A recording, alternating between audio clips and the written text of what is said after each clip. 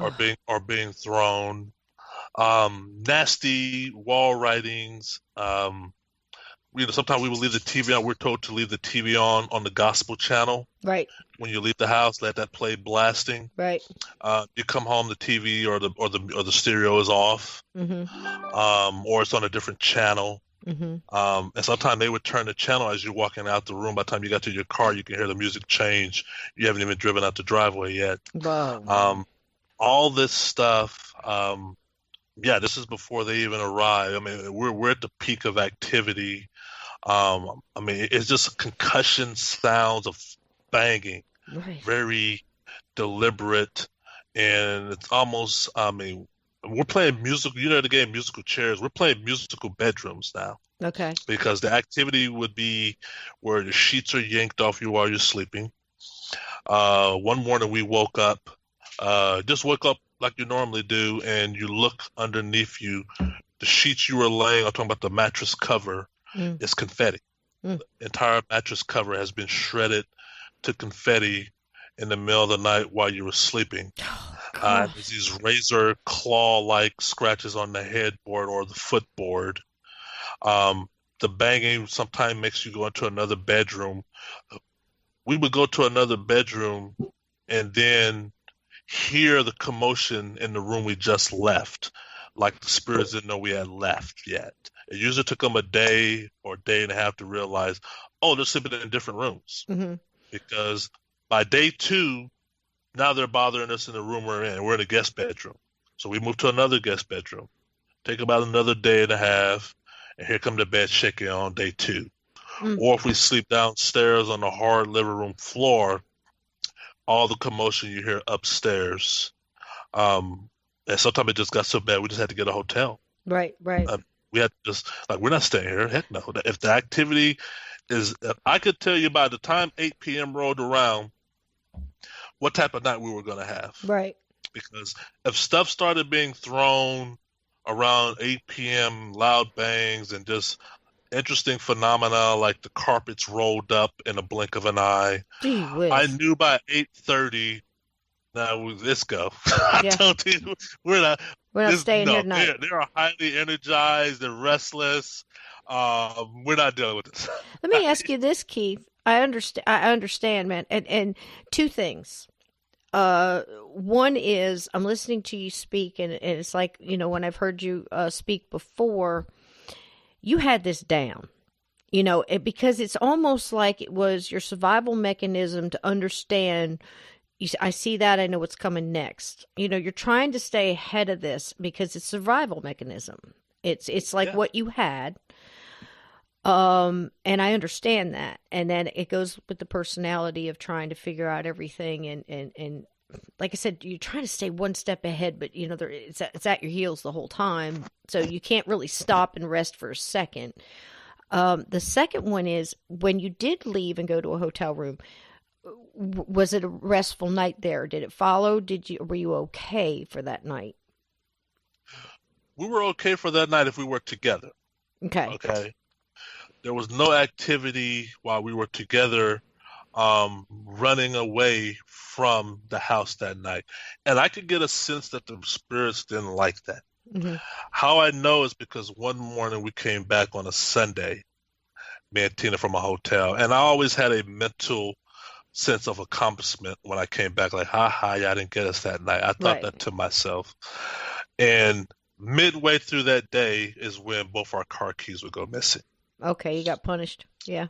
So we got kind of like, they took the keys. Oh man, that was like, you're not leaving tonight, dude. Right. And Oh that's where I got. gosh. Oh man. Now, when I went, because I travel on business, when I went to stay in hotels on business trips, um, in Spokane, Washington, and in Sacramento, California, I did have activity in my hotel. I had my sheets yanked off me one night, several nights in both those hotels while sleeping. Hmm. I talk a lot about the poking and the prodding while I'm sleeping, coming from within the mattress itself. Of something is jabbing me in my rib cage or my kidney area, or just or shin or my ankles or my feet. Hmm.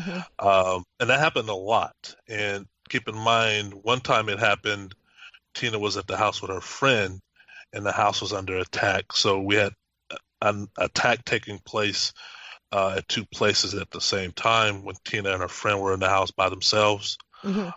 They got ran out that morning about 5 a.m. ish, and then Right. I had the attack in Spokane.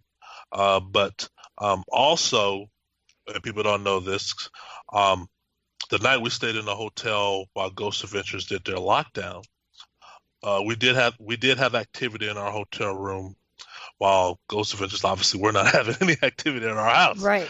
but we had activity in our hotel room. Uh-huh. Uh, Light fixtures going off and on while we're sleeping, Hmm.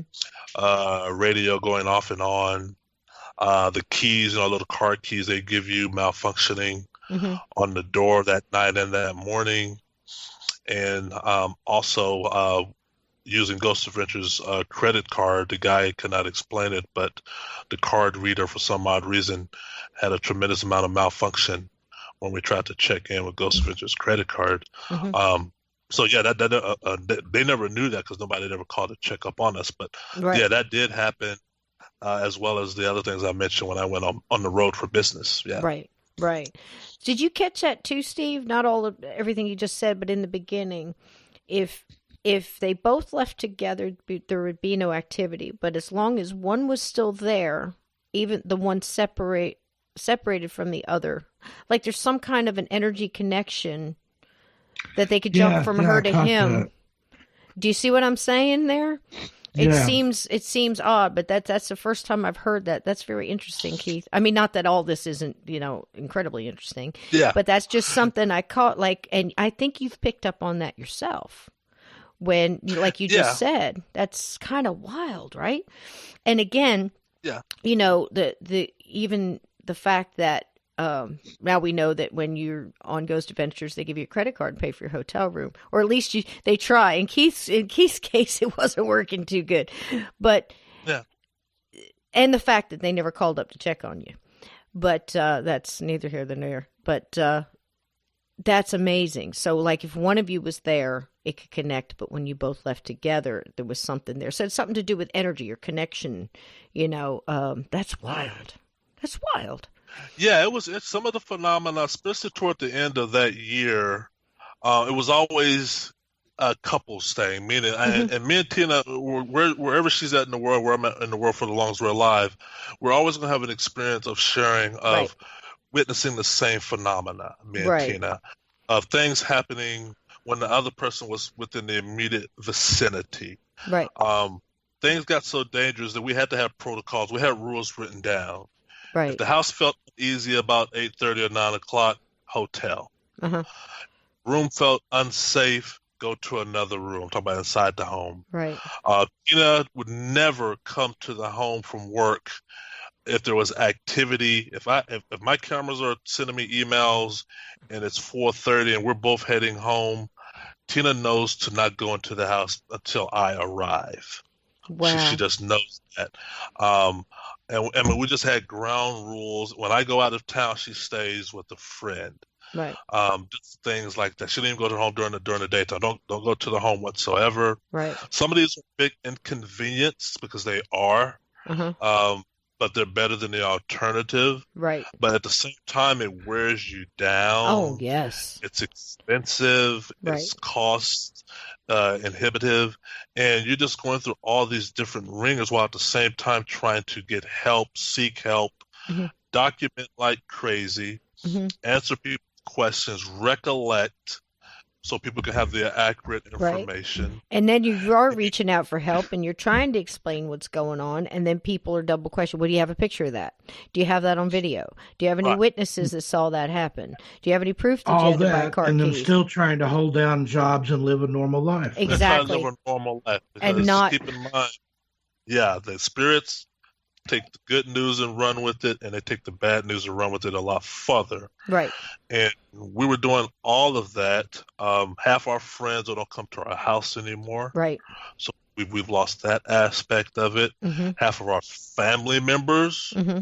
don't understand it anymore, so they're a Mm-hmm. little bit distant. Right. Tina's family are giving her hell about staying with me. Mm-hmm. I can't believe you're still with that guy. Mm-hmm. My family's giving me hell about staying with her. Mm-hmm. Me and Tina know we're not each other's enemy here. We know Right. there's an unseen force. It's you against the Uh, world. It's both of you against the world, pretty much. it's both of us against the world. And I got livid one time when a paranormal team suggested that I bring in cameras and Mm-hmm. hide them and don't tell Tina where I hid them. I totally understand.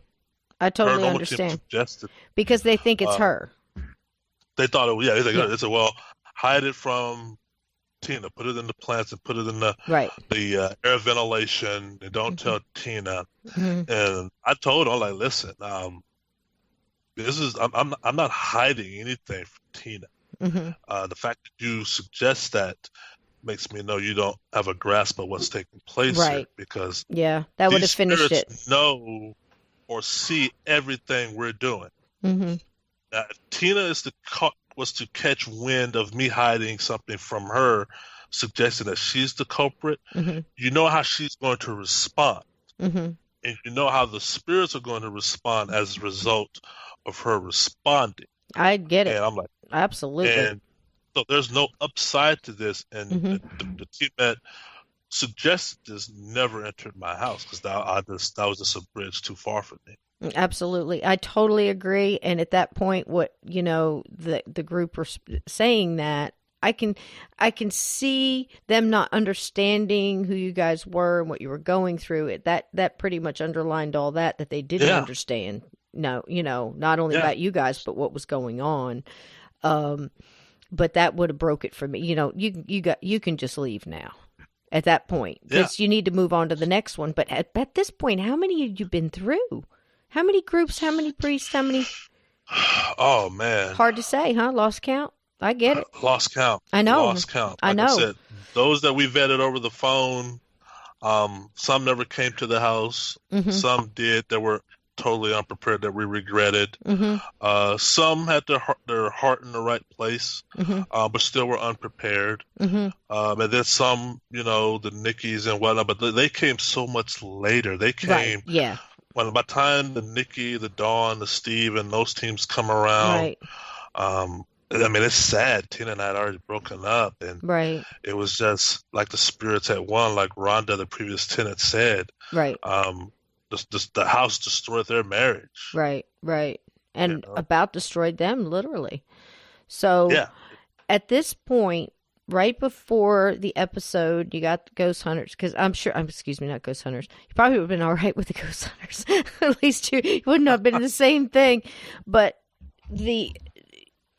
there was the writings on the wall in the office. It seemed to me that the only time that you saw the substance of the sage ash, that was the only time, that first time the sage ash was used. Is that correct? That's correct, and that's a good observation. Something I learned later, going back to the snowball effect. Right. The spirits wrote, now you got to buy primer and a bucket. So it was each substance.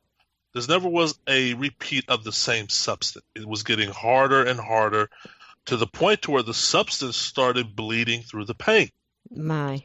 The October attack, which is what they used, was bone black. That's the wall writing that I had analyzed and was determined that was bone black. Mm-hmm. I painted over that. Wasn't easy, but I painted over that. Come December, they wrote on my wall again, and they wrote the words Die KL, which is my initial. Oh And they man. wrote it on every wall in the office, including the ceiling and including the closet in and out. This time, however, I tried to paint over that. It bled through the paint. I went to the store multiple times with primer. And I'm talking to the guy behind the counter. I'm like, hey, it keeps bleeding. It keeps bleeding through the paint. Till somebody finally threw out the idea. They said, well, let me see this paint you're trying to paint over. And he was like, oh, I know why. That paint has gloss in it. Mm-hmm. And I'm like, well okay, what does that mean? He said, well, wow, whoever did this is like a vandalism because you only would insert gloss in your paint if you don't want somebody to paint over something. Wow.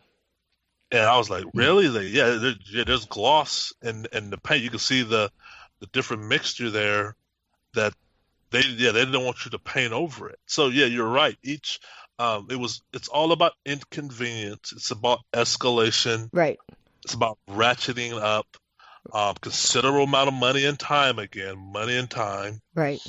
Um, Now, one thing going back to the common sense, like we was talking earlier about the envelopes in the drawer, and about Mm. nobody's going to do that in hoaxing, whatever. It's just too much work involved, and a lot of things that would have to go right over numbers of years. But keep in mind, every time the spirit wrote in my office on my wall, if you look at the images and the letters, some of those items go behind the large furniture.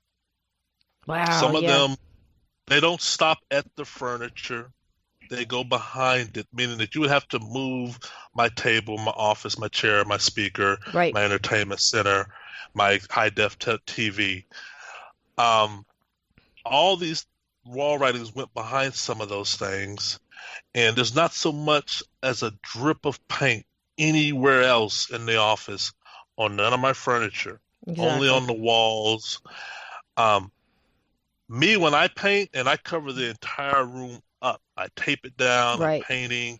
It takes me 2 hours just to cover up everything. Right. I paint for Absolutely. another 2 or 3 hours, let it dry, move furniture back and forth, and remove the covers.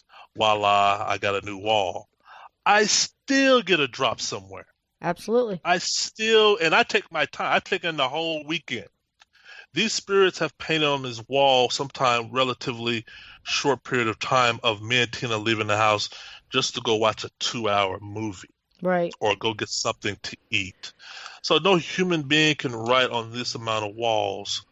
And we all know when you have carpet and furniture sits on carpet for a long period of time, when you move it, you leave an indentation in the carpet of the leg of that chair or that table. Mm-hmm. There's none of that when we walk into the office after a office attack of, oh, they painted on this wall, but the wall, the writing goes behind the TV. They had to have moved the entertainment center. Well, look at the carpet and see if the entertainment center has been moved. No, the See. entertainment has been moved anywhere. It's it's it's like the paintings or the writings bled through the wall in order for it to Right. appear. And come through the other side of it. That's just amazing. And Yeah. Steve was bringing that up earlier too with the stuff. But before we say that, now there's the writing on the wall. There's still like 666 and things like that. There's some more symbols as well. Yeah. Something new has popped up. And what did they look like to you, Keith? The Upside Down Man, Yep. which that was a red herring because up until now we've had words and upside down crosses, and those are relatively easy to decipher. 666. Okay, I get Right. it. Upside down cross. The upside down man was different. This was like a message being sent because it's a picture Mm-hmm. of an upside down man. It's very easy to look at that and say that's a stick figure of a man. It's upside down. Mm-hmm. It's upside down for a reason. Mm-hmm. So I looked, Google being best friend again. I just simply typed in Google upside down man stick figure, and I put in parentheses Native American symbol. Right. And websites start popping up all over the way of the internet of, yeah, that means a man has died or a man is about to die. That's a Native American symbol. Sure is. Usually means that a man was struck with famine Mm-hmm. or a man was struck down, either murdered or died violently Mm-hmm. or died of a unknown illness. But it means a man has died or a man is about to die. Mm. And the spirit wrote that numerous times in the office on multiple walls Mm-hmm. and on the ceiling. Yeah, so that was October, November, December Mm-hmm. when that happened. Unbelievable. Unbelievable. So, I mean, as if all this other stuff wasn't enough. And now it's coming up with this bone black kind of gloss heavy stuff. And there's Is this the point in time where there was that texture to it, where it looked like it was all the little dots and little strings? Is that Yep. that's that stuff? Because that's Yep. the stuff that pretty much Paranormal America was introduced to on that episode where the guys from Ghost Adventures were trying to explain that and said, "Man, it looks like spray paint. He just grabbed some spray paint. Is it possible he grabbed spray paint and just sprayed this on the wall?" And I know that they had that kind of discussion where they were trying to figure out what it Yeah. might be. I don't know, and I'm not here to say whether I do or not. I mean, I just know what America saw. I've watched the episode twice, maybe 3 times now, and I don't know that they took any of that and had it analyzed. Did they, Keith? That you know of? No, they did. No, they Okay. did. I wanted them to. But they didn't I take any thought and they analyze would. it. Okay. Yeah, they didn't. They didn't take it. I wanted them to. Right. Um, and I just thought it was natural that they would. That they would. I Because would have thought so too. I was waiting to hear what yeah, their analysis of it, because you can imagine they probably have a huge I was surprised they did. I was yeah, surprised. They yeah, came I in am too. November, and they could have got their analysis done in the 3 months. It took almost 3 months before the episode aired. Yeah, it takes They a would have got their while. analysis. They would have got their analysis done way before the episode aired to include it in the episode. But Hmm. no, they didn't take any sample. They Hmm. were just basically conjecturing. Yeah, they were basically Um, trying to figure out what did you do this? Could you have done that? I yeah, think that was the yeah. Which, conversation. I'm not which 100% on the, I'm paraphrasing here, but I'm pretty yeah, they were sure sitting at the round table. I believe it was their hotel room, and they were going round robin with each other trying to of, figure out what was oh, going look on. like spray paint. But and a real true investigator. I mean, if you're curious about the paranormal, Have it here analyzed. is Keith Lenders. He's giving it to you. We're gonna prove it's spray paint. We're gonna debunk them. We're gonna take this paint back, Hmm. and we're the Travel Analyze Channel. it. Our resources are endless, Hmm. and we'll find out what this paint is. And match it up to It's a a receipt. win-win, Yeah, because and match it if up we to a find out receipt it's on going his black, credit card where he went and bought that paint that matches exactly to it. Okay, done. I can see. yeah, I yeah, think a lot of people were waiting for something like that, but it kind of left it laying there. And you had mentioned something too, that you kind of knew it wasn't anything was going to happen, because it was going to follow you and Tina as you left, which it did in the hotel room. yeah, Also, the fact that there, we're obviously dealing with something that knows what you were thinking, what you were doing, what you were talking about ahead of time. I mean, it took your keys so you couldn't leave again. It put a cross in the washing machine. It, oh yeah, it did all these things. Cameras. What did you call that state? I mean, it was absolutely difficult to change everything from cameras and from here to there and all through that other stuff. Because doing all that, it kind of knows when somebody's going to come and try to prove something. Well, what's the best it thing to knows. do? What's the best thing to do to piss you off now? Do nothing. Do nothing. You've got Yeah, nothing going on. Now, they were there how long? Just that group. I know they have a B team that comes in, sets stuff up, and then they stay. How long did they actually lock down? Was it overnight? 5 hours. 5 hours, okay. So they're there during the 5 hours, and they got basically nothing. I know they took pictures of the Bibles that had burnt, the ones that were Yeah, still there, and yeah, pictures of the stuff on the walls, and then they ran their stuff and looked through and basically came up with nothing. And then the episode was put out. Basically, yeah, you and Tina are standing there, and bless her heart, Tina, you could almost tell that she was just like, we're going through this or this. This is going to be bad, because we know yeah. we've You been can, through yeah, this. Tina, yeah. This is not We our first knew, rodeo here. We know this is going to be bad. yeah. At Yeah. that stage, hats off to the B team. They were awesome. Yeah. But the A team, Yeah. and we knew, and Tina's mannerisms suggest because we knew, Right. when you pull up to my driveway, and I'm thinking 5 hours, really, by the time you get your coffee and eat your bagel, Uh-huh. that's 1 hour spent right there. Right. So I'm just, Yeah. Not a I very thorough investigation we could no, be done it in was that high time. level. It was nothing drilled down. Right. For it to be considered a success, the Spirit would basically have to give them something. The Spirit Right. would have to feel sorry and be like, "Here, dude, I'm just going to give you guys a cross because obviously you guys are not picking at us the right way to where we would give the information Right. had you investigated us thoroughly, but you guys aren't even trying. So here's a cross. Here you Yeah, go. yeah. But And it then was you so got high that. level. Yeah, I get you. And but like I said, all it had to do to win was do nothing at that point. Yeah, You know? And plus it Like when probably your like you car is said, making a noise yeah. and you take it to the mechanic and then it won't make the noise anymore. Or It's the yeah. the or the same thing. or Oh, the you've got singing. investigators? Well, we're going to sit here on our hands until they leave and then all hell's going to break loose again. And again, for Exactly. anybody who's ever paid attention to this subject, you know, for any amount of time knows that this happens an awful lot. You know, we say it all the time, don't we, Steve? I mean, it's going to stay dormant when you're trying to prove it. Oh, And yeah. then because it I've had makes, that happen to me time and time again. I would absolutely. experience something. Oh, I'm going to go get my friend and show him this. He won't believe it. I'll bring him back. Nothing. The singing Nothing. frog. No The singing frog. activity. Whatever I saw, it makes you look like a fool, Hmm. or Yeah. like you're just making stuff up, or you're Hmm. mentally ill or something. And that's all that has to happen. And then, you know, on top of the hell you're going through in the house, you know that this is the point, you know, and I know, Keith, listening to some of the other, you know, interviews again and reading your story and everything else, that basically now you're sitting by the phone going, what'd you get? What'd you get? What'd you get? What'd you come up with? You know, Yeah. where's your analysis? Did you, you know, analyze this? What's my answers for this? And no phone calls came, correct? No No phone emails? calls came. No email. They went dead air. Mm-hmm. I gave Zach and his producer about 500 gigs of video evidence that I had already captured prior to them arriving, including one that included an apparition. Mm-hmm. I gave them the previous tenant's contact info Mm-hmm. because I thought that would be a good sense of credibility of talking to somebody who lived in the house 5 years before we did. Right, that lady, I yeah. gave them the phone number of the people who were at the housewarming party who saw plants fly themselves. Right. They never got phone calls or contacted.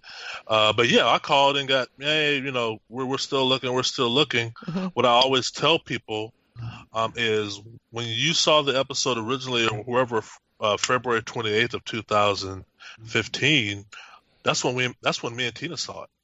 That's when the homeowner saw it. Yeah, and then you're sitting there waiting, and you're sitting there probably watching it in the living room. And Yeah. and I can just bet you weren't the only one watching it. You know, Yeah, well, you I and was watching Tina, yeah, with there our was, with our friends who had seen the activity, and about yeah. 30 minutes in, we're like, we were like, oh, it's not gonna Uh-oh, look good. this is not going to be good. So Yeah, then, really. you know, you're being tormented at this point from the unseen, what you're living with. And then the backlash, as you said earlier, when this, you know, in the beginning of this conversation started, and now you're getting it from coworkers, you're getting it from people writing you on the internet, you're getting, you know, all the stuff put underneath every video, you know, this man's lying, and here it comes. Even friends and family members, Yes. starting to question. Yes. And Yeah. that's almost like what the entity or the spirits had planned, just to discredit you. They wanted to break you mentally, physically, emotionally, and spiritually, just Oh, the entities played it superbly. Yeah. They But played it that's, superbly because the reaction from the internet blogosphere uh-huh. and a percentage of the paranormal community Hmm. and neighbors and strangers was horrific. I can imagine. It didn't bother me per se, or more than it bothered Tina, Mhm. and rightfully so, because Mhm. they tried to end the episode as She was Tina's doing it. weird, Tina's crazy. Yeah. Yeah. Yeah. And so she caught more backlash than me, and I was Oh, trying bless to her heart. shield her from it. But yeah, it got ugly and dark, and you're right. Boy, did the entities let us have it after that. Yeah. Oh Yeah. man, Yeah. this was, if you ever watched the last 5 minutes of Godfather 1, Hmm. when Corleone gets everybody, Yeah. That was that's it. what the spirits did. That's what they did after Ghost Adventure. They're like, yep, they're ready. They're primed now. Let's go in for the kill. Let's go in Oh, for the. bless Me your and heart. Tina broke up. Me and Tina broke up 5 days after the episode aired. Oh, 5 days. no. After living with the that's so entity for sad. 3 years, 5 days. Oh, I'm You so know, sorry. Because the She had it. blogosphere. That was I it. mean, That was it. you know how many memes, whatever they call them, where they took Tina's original picture and threw her into the Exorcist movie, sitting on the bed, spitting pea soup, Oh, and having her no. like the movie The Ring and all this stuff, and people Oh no. sending her stuff and the family members, and I'm like, don't send us this stuff. Why would y'all send that to her? And they're sending it to her, and they're calling her a witch and crazy, and Oh yeah, no. that was that. And the spirits in the house are like, yes. Oh So, no. yeah. I'm so sorry. I mean, I just don't have words to express how sorry I am because I could feel, Yeah, that's I terrible. could feel the It whole just thing, and you just don't realize it. And see, people, this is why people don't say it. This is why people don't talk about it. And then people ask for evidence. They want to see evidence. They want to understand. And as soon as you show it to them, they go, "That's not real." And Yeah. it's yeah, been that's going on like that for Oh, it's years. Photoshop. Oh, it's Yep, yeah. Photoshop. yep, Yeah. yep. Yeah. And that's So just the why'd you way it ask is. for it then? Yeah, So I'm like, exactly. you I asked for a agree. meeting. Why'd you ask for it? I Yeah. agree. And then, okay, so not okay, but I just don't know what to say about that. I mean, you're dealing with a population that they just take it real quick. They look at one little piece and then they say no Mhm. instead of getting in depth. Come on, paranormal investigators. I mean, Yeah, people will investigators look at one investigate. photograph and Right, then debunked. That's right. fake. I can People do are that in Photoshop. people are Yeah. suffering. That They're doesn't make it a fake because you can recreate something similar to it. absolutely, Exactly. Exactly. absolutely, We're in a digital world. yeah. You know. It's horrible. And Tina, I know you probably won't listen to this because I wouldn't want to be any part of any touch of this. But just please for me, pass along if you hear. It's just bless her heart. Blessings to her. You know, And I uh, think again, that's the entity looking at their personalities. Where Keith was more analytical, she was mhm. probably more emotional Yeah, going into it and approached it from that angle, and it knew that and played both of them Oh yeah, yeah, it like a did. fiddle. yeah, They knew our kinks in our armor, yeah. and they knew what to use. 'Cause like I said, yeah, things ratcheted up, and you're calling people, and they're not responding Right, to your call. Because I had some paranormal teams tell me, "Well, we're not coming because Ghost Adventures didn't find anything." right, right, Well, what right. about you? And now, I mean, yeah, and you're you lost. might find something. Well, you're getting lost at this point. Not only is your relationship at this point broke up, she moves out 5 days after the episode airs. Not a Yeah. coincidence. Okay, now you're here and you know what's happening. Now you've got to get amped up to where you're going. I'm not quitting, and you didn't. Now Oh, I'm going to bring up two more things that was in that episode that I have since, me and my meager self and my little laptop I've already proved that was not true. First, I think there was a thing brought up about no Native Americans being in that area. Well, let me tell you something. yeah. If being Lenape and Cherokee myself, and a little bit Scottish, I have some blood in the game here. So I'm going to tell you, if you got a body of water in the woods where there's fair game, in a place like Washington State, there was Native Americans on that soil at one point in time. It's just Absolutely. it's Yeah. just the way it is. Steve is native too. So that's just common sense. And going and asking one person that has an affiliation with a tribe in the area and saying, "Have your people ever lived on this land?" No, they haven't. Thank you very much. We're done. We're It's done. not a thorough investigation on what Native American tribes were there. Now we had the Willow people. We had what was the other one, Steve? I thought there might be Klickitat in that area, Uh but huh. they were further south. They're further south, but there's quite a few Native Americans, and Native Americans don't just stay in one place either. They move around. Now, we Yeah, they also move around. found out that there was a rumored, now I can't prove it because I'm still researching it, a massacre there, and quite possibly very near where your home was. And I'm still working on that. And as I get more information on that, I will send it to you. And if you get it before me, please, Keith, let me know, just because I'm interested. Okay, awesome. Yeah, But yeah. that was, a massacre that was there. And then on top of that, you've got the cemetery that you found out that during the development, wasn't there uh, I'm going to say a father, a priest that was involved in a later investigation that told you that there was at one point a Yeah, Father cemetery? Roy. Father Yeah, Father Roy. Roy. Um, he was the priest that conducted the house exorcism. Hmm. He had information and on good authority said that that portion of Bothell where we lived, Right. um, and our house in particular, Mm-hmm. was no doubt once a Native American burial ground. Right. He remembers when that community was being developed, there was a big hoopla and uproar Mm-hmm. about Native American bones and whatnot being found, Mm-hmm. and they were just moved. They were a construction company and whatnot, and the city and the county Mm-hmm. uh, just had items moved and was sort of hush hush. Right. I've got people in the construction and the housing industry that have told me that verbally, Mm-hmm. that were around that during that time, Mm-hmm.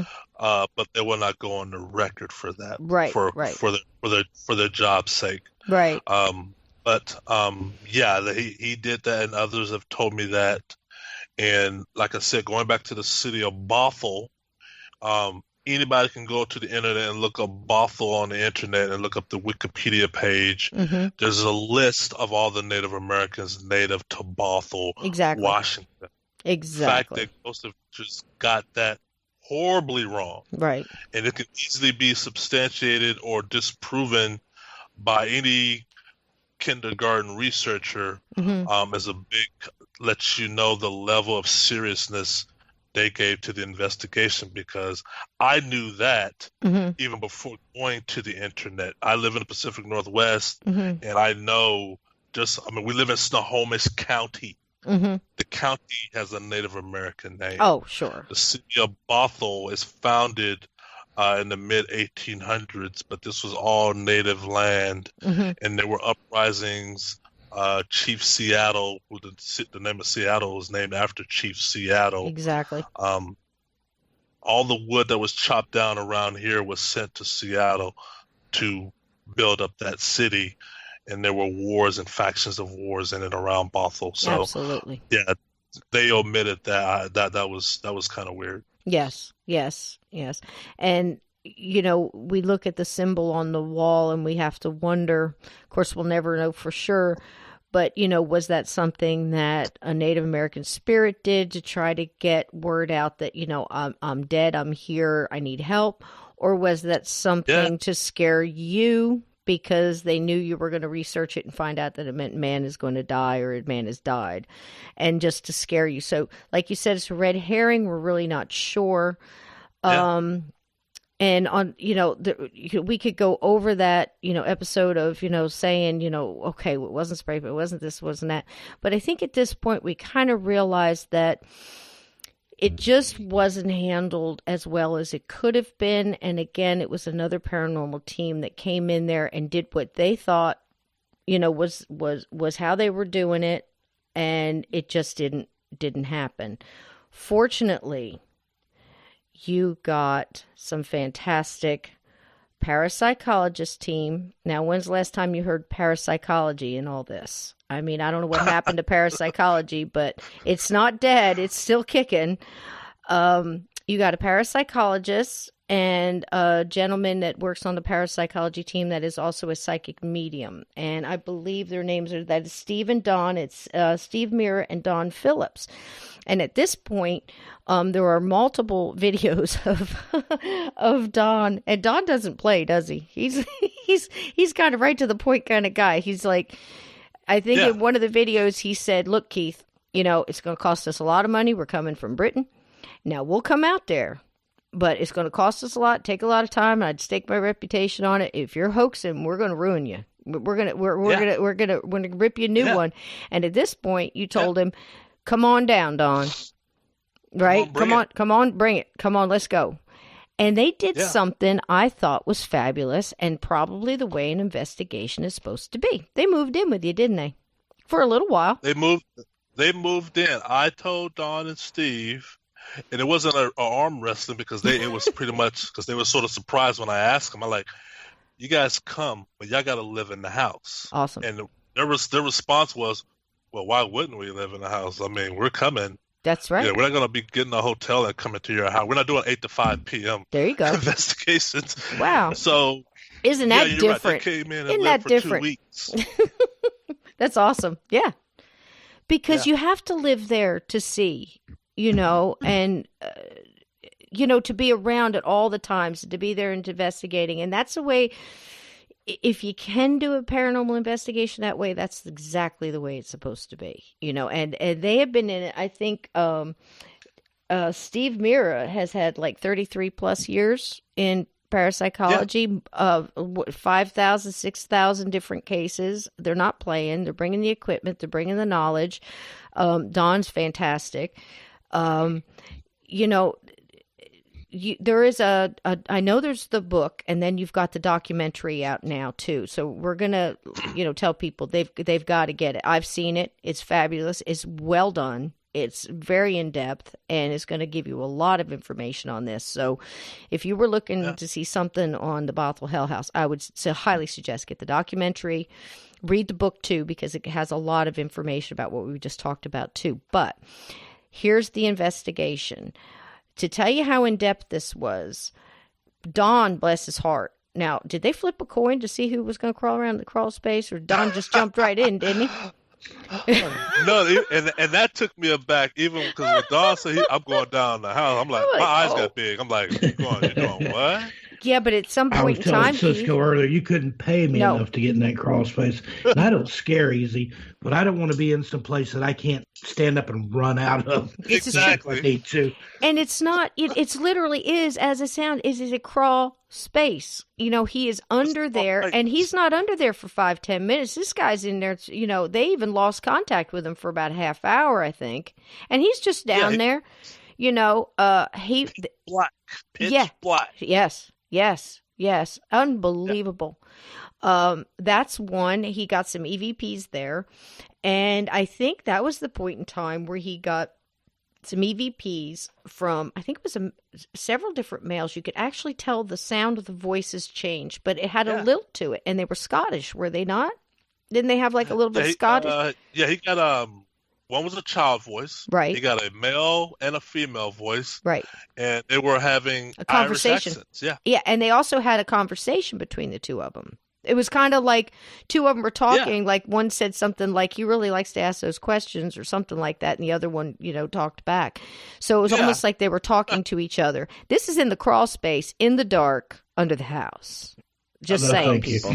Just saying, people. Black. Pitch black. With the spiders. With the spiders. That's enough right there. And then he also, at one point in time, said, basically, when we do an investigation, we do a thorough investigation, and he jumps the fence at 2:00 in the morning, goes over the back wall, because at the end is like a fence. I don't know whether there's a wall or a fence. I couldn't tell. And then it's like a slow downgrade through the woods and goes off into where the creek is, correct? Or something like that? Yeah. Okay. Yeah, 2 a.m. in the morning. 2 a.m. in the morning. Yeah. Don sitting out there, and he's got just him and the recorder, pitch black. And he sits in a real quiet space, and he starts asking questions. And he gets several EVPs, and one of them answered him in real time, and answered to a question intelligently. And he said, "What is your name? Can you tell me your name?" And he says, "Roy."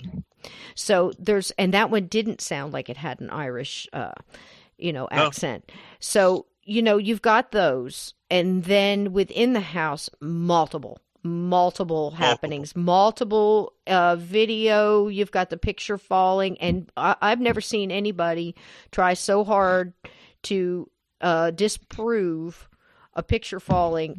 These guys were so thorough. They knew the answer, yet they were going to go through every step it was for the scientific. There was no way he got up knocked that with his elbow and got up into that room. Right, exactly. Before it fell.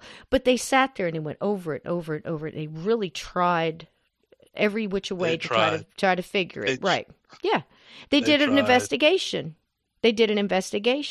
And, they had, everything you can imagine, from tripwires to laser grids. And at this point, Keith is sitting at this. I thought this was it was sad in one part, and it was just impressive at the other. Keith's sitting at his computer, and you can see all the split screens, so you know how many cameras he's got in the house. And he goes, okay, well, at this point, around this time of night, they like to go from the bathroom through the bedroom down the hallway, so we're going to set tripwires here. He knows the path. He's been living with these things for 4 years. He knows the path they're going to take, so you set the tripwires up in all the spots. So that just tells you how much you went through, and you almost had to be methodical, in your way, Oh yeah. just to survive. Oh yeah. Just to survive. Yeah. So, Yeah. meanwhile, they're finding everything they found. You've got Nikki, and I'm sorry, I forgot the other lady's name.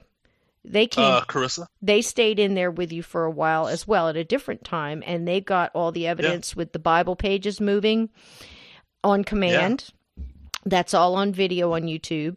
There is so much video and evidence and breakdown and PDFs and evidence and supportive research on YouTube. And so if you haven't heard enough tonight, and you need to dig deeper, you can get in this as deep as you like, because the evidence is there. The PDF and the backup evidence is there.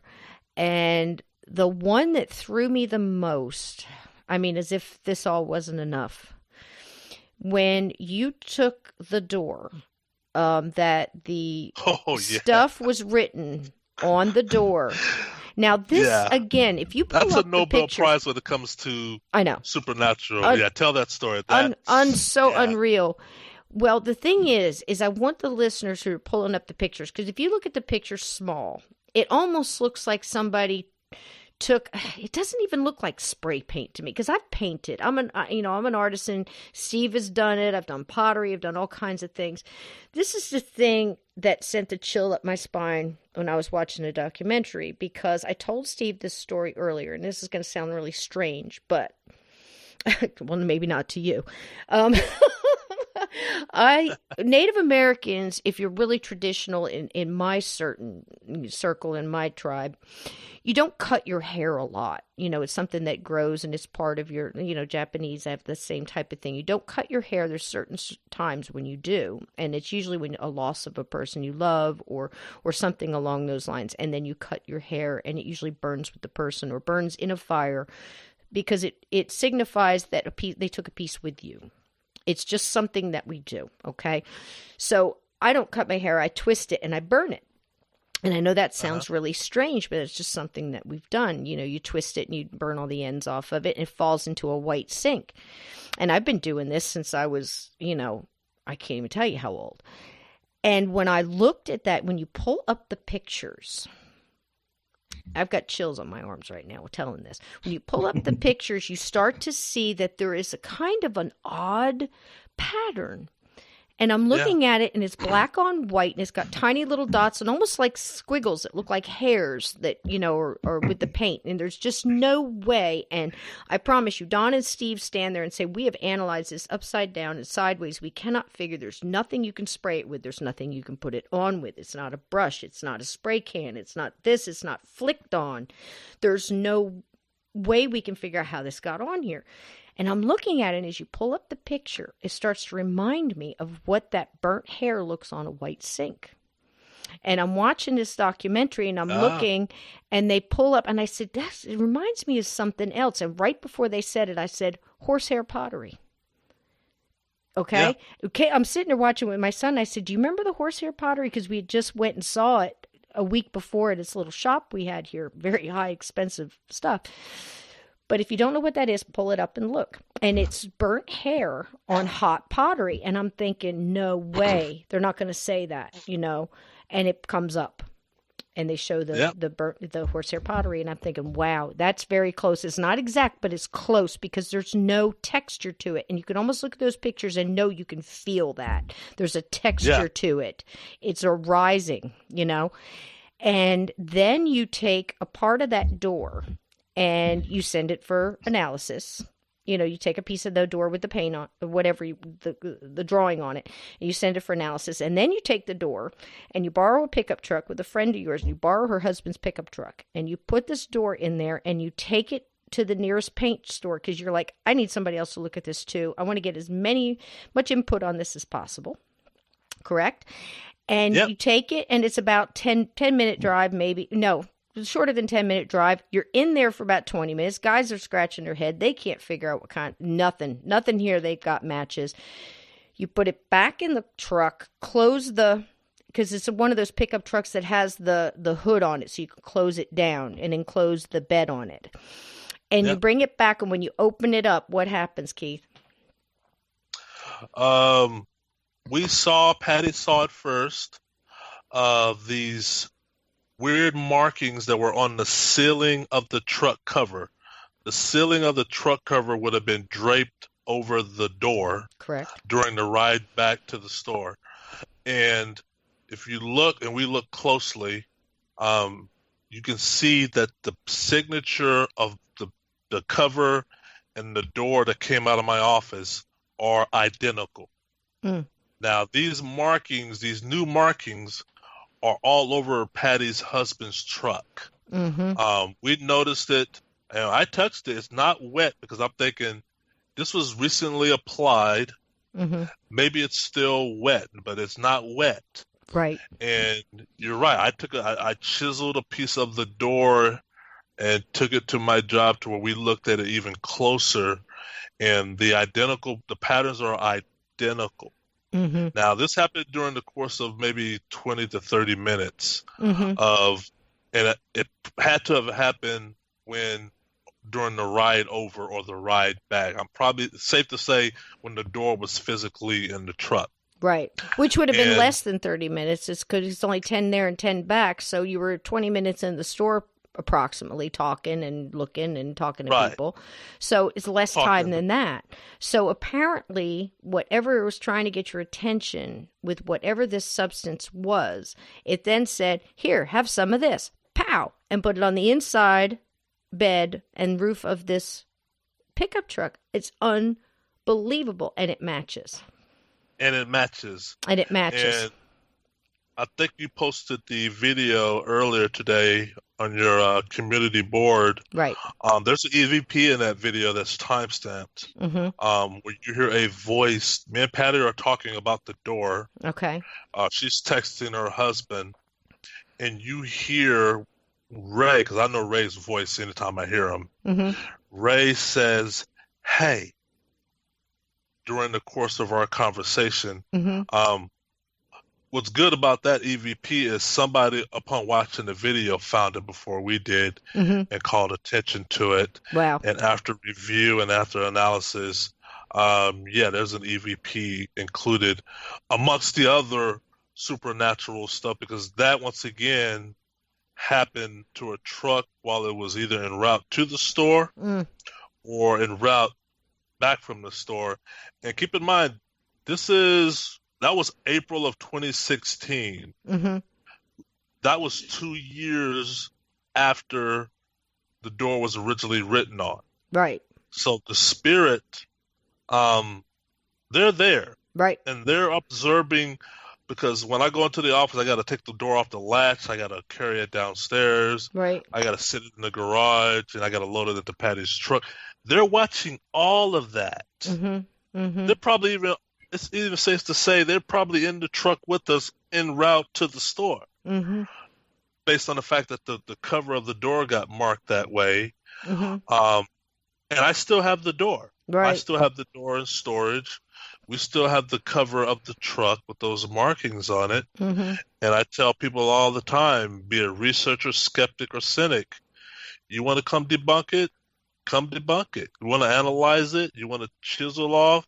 I'm not going to give it to anybody who comes and being asked. You're going to have to show me your bona fides. Right. But it's there. Right. I mean, I went to the paint store. Nobody asked me to go to the paint store. Right. I went to the paint store because I wanted to hear what they had to say about these markings, because you're right. You just can't say, "Oh, it was spray painted." No. No, it's not. Anybody who looks at that closely knows you can't do that with a spray paint. Mm-hmm. I worked in an art store. I worked in an art store for almost 8 years, working with paint, working from children to professionals. Yeah. I've worked with paint. I've seen, texture. Texture paint came out, a while ago. It was a big deal how to get textures like that. There is no way that you or any human being was in that office slinging paint like that. Even slinging it, you can't get it. I mean, look at blood splatter evidence, people. It's all in the way the drops land. You can tell what Yeah. direction it comes from. You can tell how far away the person was when they slung it.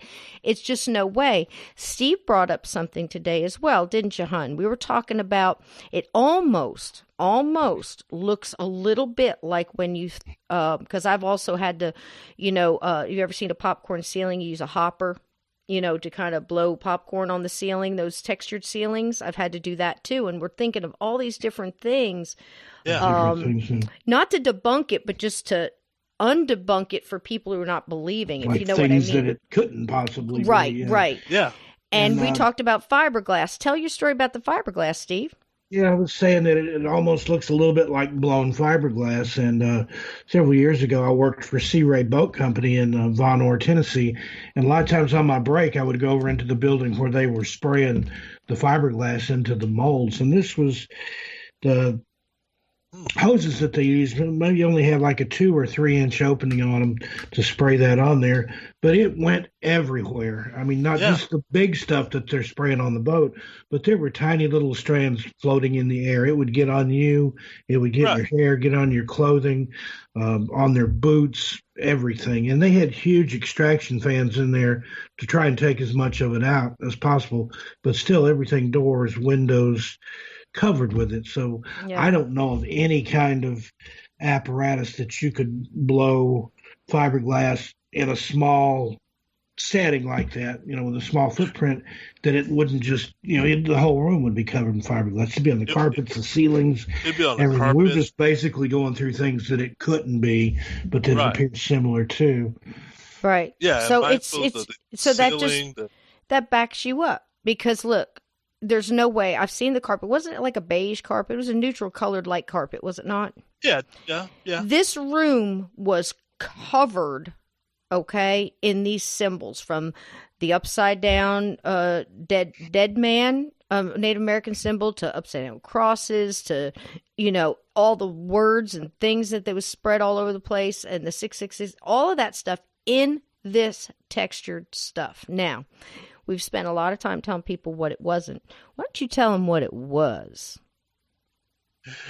Yeah. What it was after I took a piece of the door, and one of my coworkers, it was his idea. I Right. had totally never even thought this far ahead. Learned of my story through the local news. So we're standing at the water cooler one day, and he was like, "Hey, that stuff that you had on your wall, if you chisel a piece off, I can look at it and tell you what it is in my lab upstairs." Uh-huh. And I looked at him like, "You got a lab upstairs?" And then I realized what he does for the company that I work for, and then I realized who I work for. I work for a computer hardware manufacturing company. Hmm. He's a tester, and his lab, they have to certify and test all the paint that goes on our products, because our products enter countries, and we got to keep a catalog of Right. every paint that's on our products and enters a country. Certain countries outlaw certain paints with certain alloys mixed in with it. Right. So they test the manufacturer. When a manufacturer makes something for us, a third party, they have to send it to him. He has to test it to make sure nobody's trying to use cheap material and what we pay them for. Right. So he said, "Bring me a piece," and I did. I moseyed on up to him the next day, and I had this little piece of the door. And he said, "Well, you can come up with me to the lab." We go into his lab, and he pulls out this little, almost look like science fiction. It's a XRF or XRD type gun. Hmm. It measures, or it can calculate or determine the material, mainly paint or metals, on any object, and it's almost 100% accurate in the way it deduces what a paint is made out of. Mm. So he stabs the gun, or the wood. He puts almost like you put a hammer nail on the floor. He lets this metal beam of the nose of the gun touch the wood piece, and he presses a button. You see all these lights flash on his gun because there's a screen on there, and the screen shows the makeup of the paint. And the first thing he said was, "Wow, that's interesting. There's no metals in there. There's no known paint ingredient. Everything I'm pulling up is coming up organic. Right. And I'm like, well, what do you mean organic? He's like, well, I'm picking up high concentrates of phosphate Mm-hmm. and calcium, and he named something else, iodine or something else to that effect. Mm-hmm. And I looked at him like, well, what is that? He was like, I don't know what that is. That's not paint, but it's definitely organic. So he printed out me a sheet from his gun of what he got off the door. I took that and I start calling around art galleries. Right. And I call in Seattle, I'm calling the big one, Chicago, DC, New York, and it takes a while, but I'm asking questions and I'm telling them I got this blank painted substance, I don't know what it is, but I had it tested, and this is what the makeup is.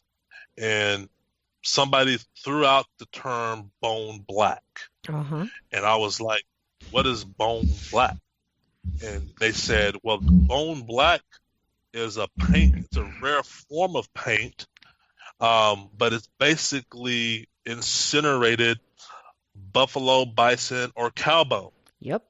And it was used very heavily in the mid 1800s Mm-hmm. throughout North America because there was an overabundance of leftover cow bones spread across the prairie. Yes. And they believed in leaving nothing could but not be sold, or there's nothing you can't make money on. Mm-hmm. So they start confiscating the cow bones, throw away the head, and start making bone black into a paint. Mm-hmm. And he said, that's what that is. I mean, the ingredients or the makeup is very precise of what bone black consists of. Absolutely. Based on the diet of the buffalo or the diet of the cow. You're getting high concentrations of phosphate in there and calcium in there. And he said, I'm pretty 95% sure that's bone black. Absolutely. 4 other art galleries told me the same thing of it being bone black. Then I went to go look up bone black and increase my IQ of what that is. Mm-hmm. And I was like, wow. Mm-hmm. But then the plot thickens because somebody, upon learning that it was bone black, said, well, you know, bone black creates its own binary agent.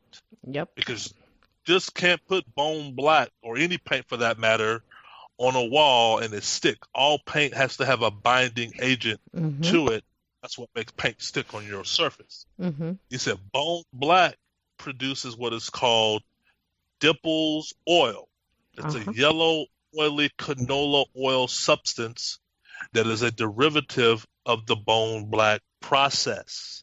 Mm-hmm. And he said, when you create bone black, you have 2 for 1. And also in our house, you saw in the documentary, Yep. those yellow substances that was seeping from the wall, multiple Right. walls in the house, in conjunction with the bone black. That's Exactly. amazing. Isn't that amazing? And it's basically seeping out of the walls. He's sitting there watching TV. It's almost like he knew you were sitting there. Here, look at this. And it comes out of the wall, no holes. Didn't come from the Yeah. ceiling down the wall. It came from the center of the wall, almost behind a picture. One was behind a picture, one was on either side, and it just starts rolling down. And you go up and touch it, and it's a light yellow, very light yellow, Yeah. oily substance, and that mixed with the powdered bone black, which is basically, like he said, it is bones that were burnt to such a degree that it created a black powder, and mixed together makes charcoal. the pigment, exactly, mixes the Yeah. pigment to make the substance that these symbols were drawn on the wall. Now, how does that happen? There's only one manufacturer in the entire world that makes bone black, and they're in Chicago. Mm-hmm. You cannot buy bone black in the large quantity enough Mm-hmm. to spray paint it or apply it in my walls, including the ceiling True. of my house. Mm-hmm. The Dippel's oil, the yellow stuff. Mm-hmm. Yeah, it was coming down the wall. Here's how long it was coming down. It was coming down so long that I was able to call Patty, who lived 30 odd minutes away. And by the time she comes to my house, it's still coming down the wall. Unbelievable. The yellow stuff. And Yeah. I'm going to add something else too. I think it would have to almost have a heat to it, because the paint, not just on there, applied wet, would really dry you that high gloss. It's almost baked on, like we said, almost Cooked like on. a Yeah. ceramic, like it's cooked on there. Because when Yeah. you take, like I said, hair or anything like that, I knew it was organic when I saw the hair thing with the horsehair pottery and all that stuff put together. It's almost like you put pieces of this little puzzle together, and you see it on there. Now, not only did they get it on the wall, not only did they bake it on the wall like you would in a ceramic, like a ceramic glaze almost, but they've got Yeah. it on there behind furniture that wasn't moved. Now, I don't know Exactly. how else to say paranormal, supernatural, unbelievable evidence. This man lived through it, unbelievably so. A relationship was torn apart. How much more do people need to hear? This stuff is on there. It's on all on YouTube. You can watch the videos. You can read the PDFs. You can look into that. You can get the book, read the book. It's riveting.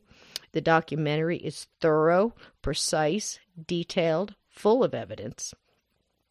There is another one on there that a local reporter, I don't remember his name, I'm sorry, came in and interviewed, Don and Steve while they were doing the Yeah. investigation, and did his own a video on it. And it's almost like you're getting this flip flop from going through it, not being believed, getting left dry, high and dry by multiple different people that tried to help, and couldn't. And now you've come to this part where you're just putting your story out there and going, people, this happened, and it's happening, and wake up. And I'm so sorry you went through that. And I'm so glad at this point. Are you feeling a little bit better now? You're getting some answers. I mean, it's got to feel good to finally get some answers, but Steve and I say this all the time. It's almost like every answer you get pops up in 100 more questions. It does. Every answer creates 20 questions. Paranormal Because onion. that's Yeah. the nature of science. Yes. Of we could talk about the Big Bang, quantum physics, I the theory know. of everything. But yeah, every answer creates 20 questions. But no, you're right. It's good. Mm-hmm. I always tell people who've been into paranormal way longer than me. I'm an infant child Mm-hmm. in the paranormal, but I've seen it, and I tell people this is real. Yes. You see on TV and da da da da. That could be entertainment for you, but understand there's a lot to this case for anybody. You could pick one subject like the bone black of the door or the burnt Bible, Mm-hmm. and you can study that phenomena or how it occurred for years. Mm-hmm. The interesting thing about the spirits in this house, once the true teams got there, Mm-hmm. they gave the information up willingly. Yeah. It's It almost was like, look it what was we can not do. hard.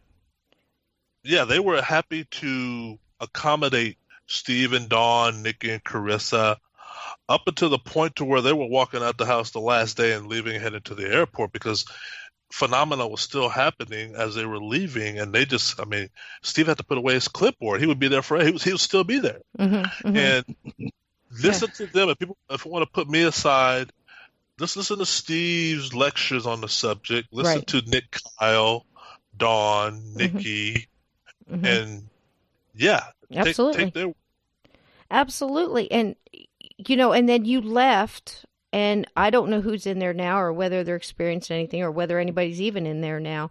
But we also know, Steve and I were talking about this earlier too, it could have just been satisfied with what it did with you and leave them alone. It could, the next 10 owners could have nothing there.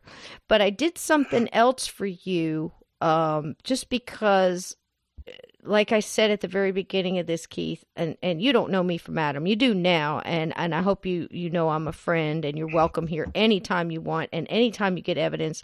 I hope you let me know, and you can come on again and give us updates, or if you just want to let it drop and go, I'm done, that's fine too. But just you let me know you're doing okay, because I care. That's absolutely the truth.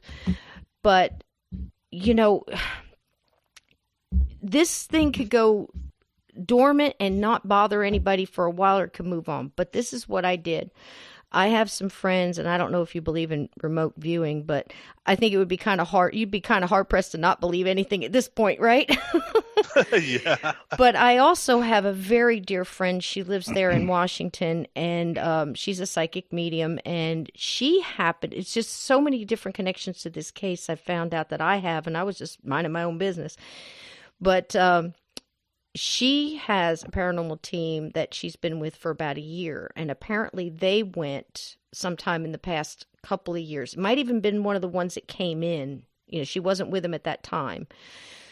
She spoke to them, and she said that, you know, they basically told her that place is full of evidence. I don't know where anybody's getting the idea that it's not. It's, you know, there's so many different things going on in that house. And that was one thing. But then she sat down and she remote viewed the area, because I was looking for more information on trying to find out the natives that were there and the massacre, if that was there. And she said basically the cemetery had not been moved.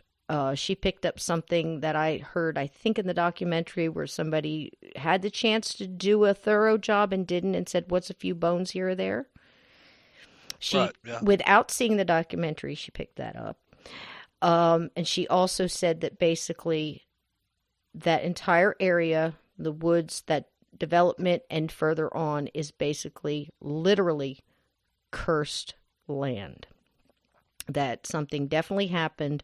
It happened, you know, hundreds of years ago, and it will always be that way, and there will always be troubles in that area. And it's going to move from one house to the other and hit the ones that they can, the weak ones that they can prey on, whatever it is, and it's multiple.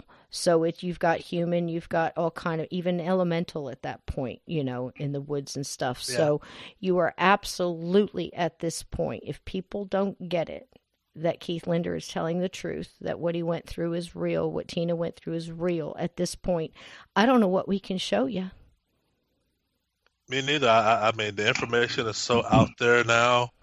I get emails from all over the world, and a lot from within the state of Washington, of people who went through something similar. Yes.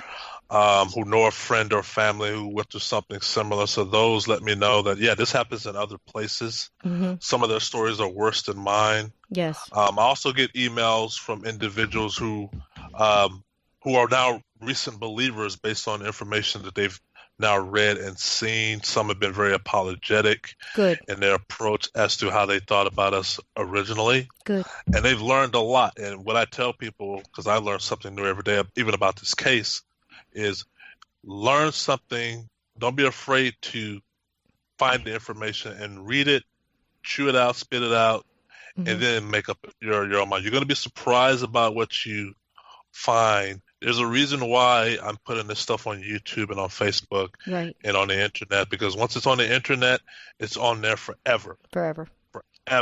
Mm-hmm. And there's EVPs. Steve and Don got over 500 Class A, Class B EVPs on their first trip. Mm-hmm. I mean, over 500. They mm-hmm. threw over 300. They just threw away because they just we got 500. I mean, what do we need 300 more? Mm-hmm. And Nikki and Carissa, Nikki felt a pulsating mattress, the heart beating coming from the bed. Mm-hmm. She would take that story for the rest of her life and be able to vouch my claim of the heartbeats coming from inside the mattress and the pulsating. Combine that with you saw Steve's device get thrown off the mattress and register a high 9 milligauss EMF reading after being thrown off the bed that I sleep in every night, where I'm being poked and prodded. So people need to look at those things and then understand, this guy's been calling it honestly from year one. Mm-hmm. We're playing catch up in the information he's given. Mm-hmm. But it's out there now. The truth is out there now. Isn't that wonderful? The truth is out there. Awesome. The truth is out there. Awesome. And you know, Keith, it feels like it might be in vain, but because you're putting this stuff out there, because you're doing the shows and you're giving interviews like this, and the amazing, I mean, I don't know whether to just, I'm caught between being amazed hearing this and feeling so horrible that you went through it, and I know that other people are going through it now. But now the difference is, if they go on the internet and they see your story, maybe they can get the information earlier, and maybe they don't have to go through everything you went through, you know, Yeah. and not have to suffer in that way. So in that way, it's not in vain. And I'm hoping that, people will turn around and start saying exactly what you did, apologize and say, look, I'm sorry, man, I was wrong. I called it too early. I listened to one piece of evidence, so I'm hoping that things are turning around in that vein. And I know on the Gatekeepers page, on my group, you're going to start hearing a lot of people just being amazed and asking you questions. And I hope you'll continue to talk with us, Keith. Thank you so, so, so much for coming on tonight. I know it was a long time, but I'm so glad you got to talk about it and get some of it out. That's great. Yeah, it was a blast. Steve, do you have anything you want to say? I'm just flabbergasted. It was a pleasure. This story just blows me away. It's one of the most detailed stories I've ever heard, considering paranormal or the supernatural. Just the amount of evidence alone. When you were sending me those PDFs to look at, Cisco, I was just blown away. All the information in there, and just it's not coincidence. It's not. I mean, there is something here. Absolutely. And like you said, I would love to see this continue on and more and more be brought to light, and then that will uncover other cases, I think, and bring more people out of the woodwork, so to speak. Like, hey, I had a similar experience, or hey, this is what happened to me, and that's what it's all about. And I was hearing those stories and just attacking everything like that as a group of people that help one another and listen to one another without judgment or fear of ridicule. Right. Yeah. Exactly. And maybe this will be, I'd love to say this would be the last time, but unfortunately I know it won't be. But just so people can get the information, Keith, where can they find you? Where can they find the documentary and the book, and anything else you have out there that you want to let us know about, links and otherwise? Yeah, so the book is simple. The book is on Amazon, Amazon.com. Or in your respective country, whatever Amazon you have there. But The Bothell Hell House is the title, Poltergeist of Washington State. You can buy Kindle or paperback version. Interesting thing about the book is there's over 130 pictures, some never before released.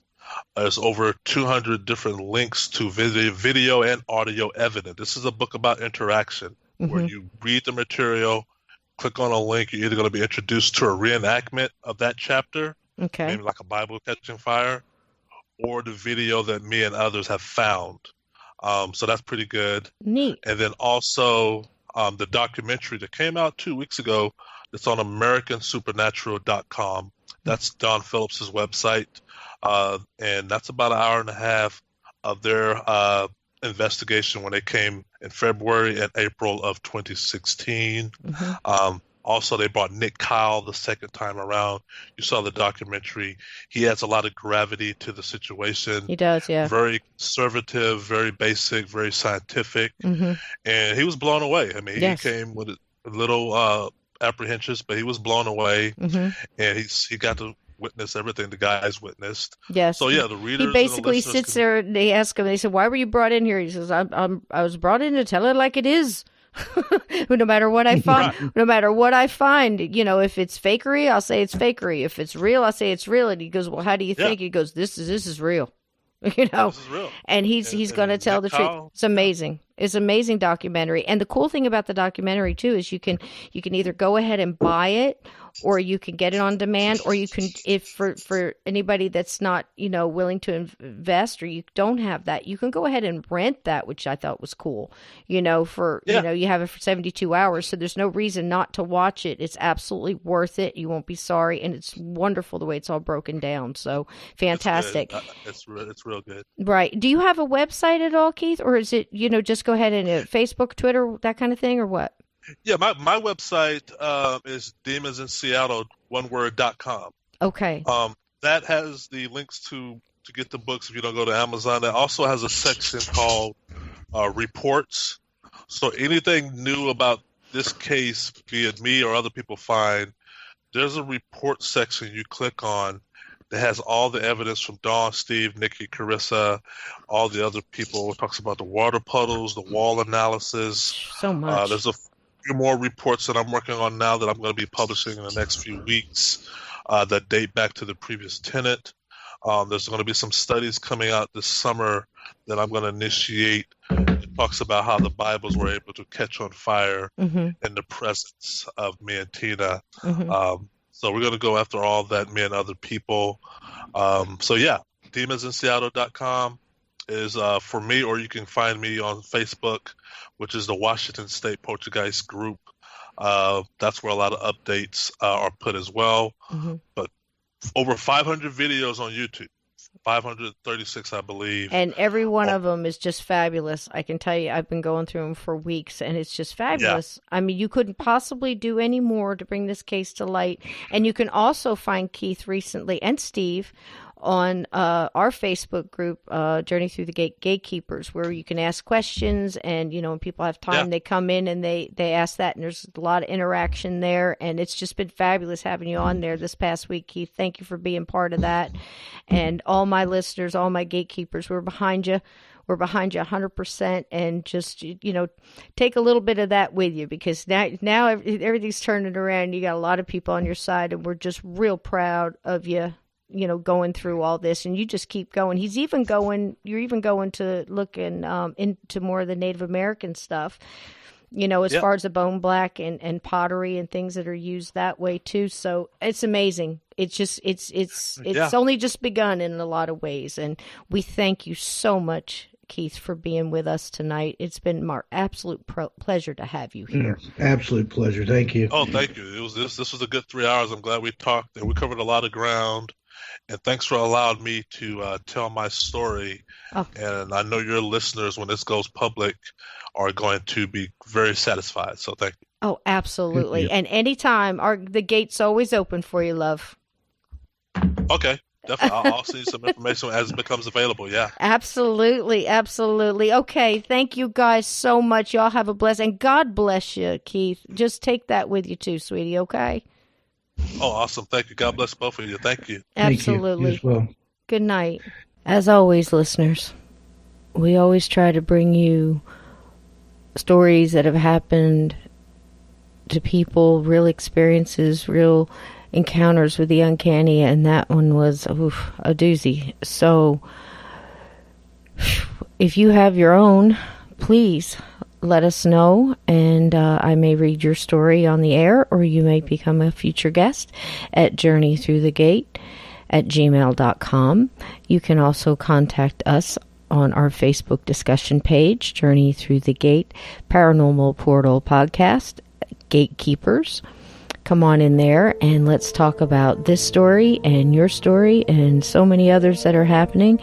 It's just exciting and wonderful subject, and you can't really ever stop talking about it. It's just amazing. So it's a little scary too, so make sure you keep those feet under your covers. You keep that closet door shut, because there are things that go bump.